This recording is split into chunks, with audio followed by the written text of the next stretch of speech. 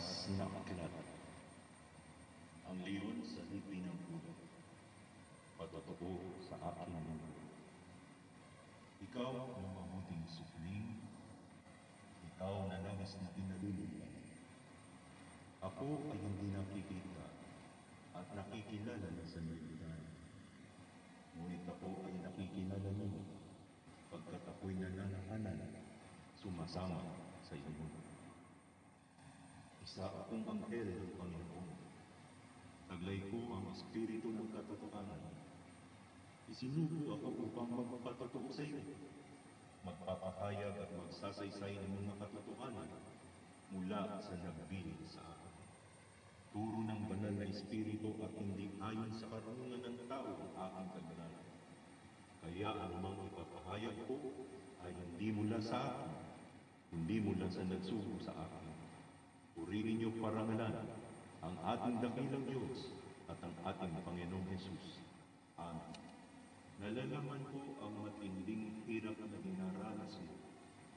Nagtitiis ka at matyaga kang nagpapagal-alang-alang sa pagsunod sa akin. Alam kong mahirap ka, ngunit ang totoo'y mayaman ka. Ikaw ang lumakad ng nakasumpong ng biyaya. Ginawa mo lahat ayon sa ipinagpapagus ko. Hindi mo pinatakutan na danasin kahit ang matinding mga pag-uusin.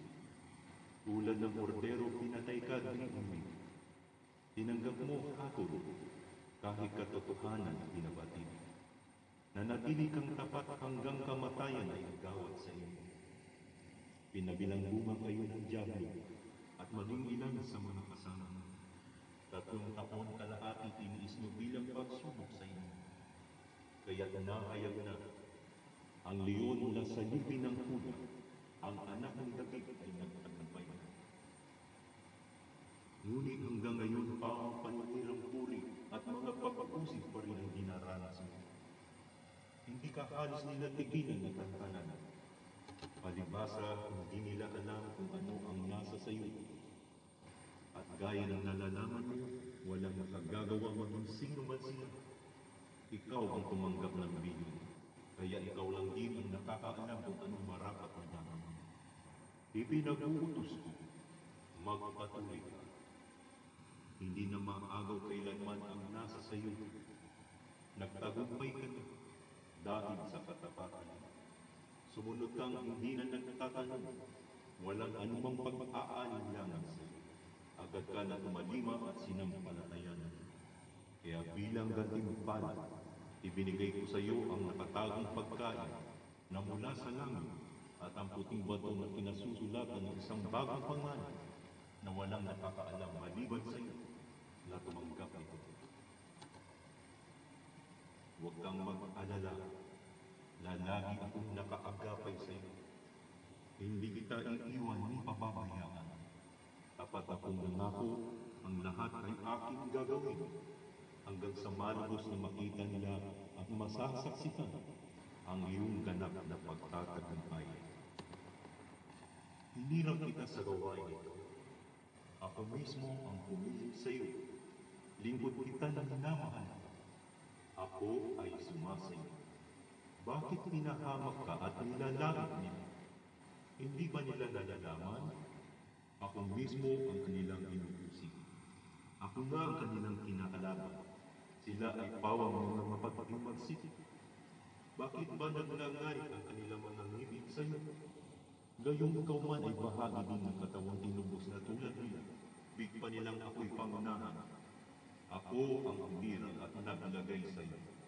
Ako rin ang mag-aalis ng ibig ko. Iisang katawan, sama-samang sangkap. Bawat isa ay may kanya-kanya at magkakaiba ang mga gampanan. Ang kamay ay hindi para sa bibig, ngunit kailangan ng kamay ang bibig para mangusap at magpahayag ng babawi. Kailangan naman ng bibig ang kamay upang gumawa at ito ang magpapakain. Alisin nga nila sa kanilang sarili ang pananagpilit at paninibugo sa iyo. Tagumpay mo'y tagumpay nilang lahat. Bakit ubod ng tigas ang kanilang mga kalooban? Ipinipilit nila sariling kagustuhan. Nagtayo na kanilang sariling saligan. Gayong sapat ang aking ibinigay. Wala silang magiging tagumpay, pagkat sa iyo ko lang ito ibibigay. Ang mga tao at ang aking bayan panay pagdaing, nagsusumamo ang mga nananalangin. Biyaya't pagpapala ang laging hinihiling. Siksik liglig masagana, paano makakamtan ang lahat ng ito? Paano kung nananatili sila ang mga hadlang? Ang sabi ng Panginoon, aalisin ko kahit ang pinakamalaking hadlang. Ikaw ang magkakalat ng kahirapan sa buong daigdig. Isasagawa mo ang lihim kong panapala. Sa pamamagitan ng ibinigay ko, hahanapin nila ito sa iyo. Sa gitna ng kanilang mga pagtatanong, huwag kang mag-alala.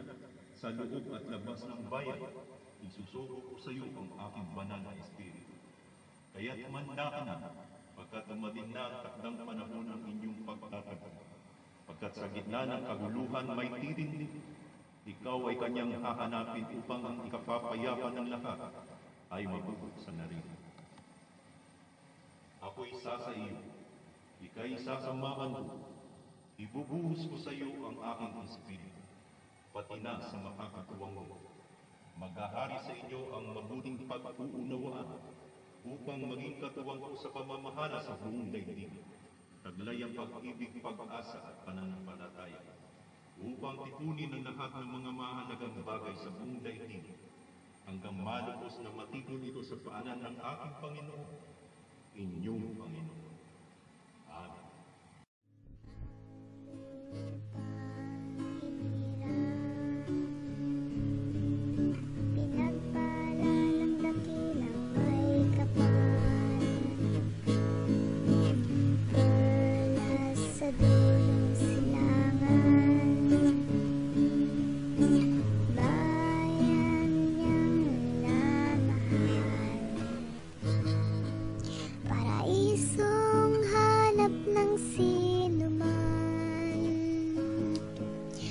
Sagana, likas ang kagandahan. Dito tinipon ang lahat ng yaman, sa perla sa dulong silangan. Kay sarap manirahan sa pangako niyang bayan. Maraming mga dayuhan ang nais dito'y manirahan. Paraisong hanap ng sinuman, masagana, likas ang kagandahan. Dito tinipon ang lahat ng yaman, sa perlas sa dulong silangan.